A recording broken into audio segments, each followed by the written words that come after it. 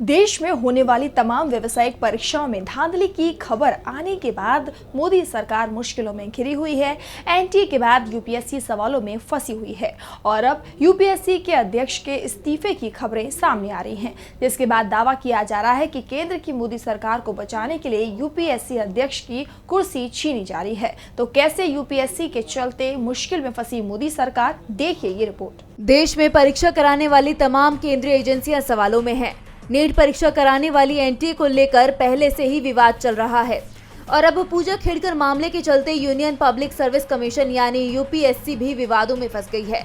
पूजा खेड़कर विवाद के बीच अब यूपीएससी में परीक्षा में धांधली के कई मामले सामने आने लगे हैं, जिससे मोदी सरकार निशाने पर आ चुकी है। और इसी बीच अब यूपीएससी के अध्यक्ष मनोज सोनी के इस्तीफे की भी खबरें सामने आ गई। सोनी ने 16 मई 2023 को यूपीएससी अध्यक्ष का पदभार संभाला था।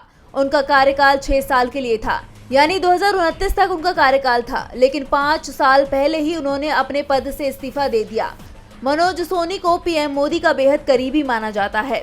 जब नरेंद्र मोदी गुजरात के सीएम थे तो मनोज सोनी को 2005 में वडोदरा में एमएस विश्वविद्यालय का कुलपति नियुक्त किया गया था। उस समय सोनी की उम्र मात्र 40 साल थी और वो देश के सबसे युवा कुलपति थे। यूपीएससी में शामिल होने से पहले उन्होंने गुजरात के 2 विश्वविद्यालयों में कुलपति के रूप में 3 कार्यकालों में काम किया था, जिसमें doctor Baba Saheb Ambedkar open university में 2 कार्यकाल शामिल हैं। 2017 में मोदी सरकार के पहले कार्यकाल में सोनी को यूपीएससी का सदस्य बनाया गया और दूसरी कार्यकाल में उन्हें यूपीएससी का अध्यक्ष बना दिया गया। बात यूपीएससी के काम की करें तो ये केंद्र सरकार की तरफ से विभिन्न परीक्षाओं के संचालन में महत्वपूर्ण भूमिका निभाता है, जिसमें सिविल सेवा परीक्षाएं शामिल हैं।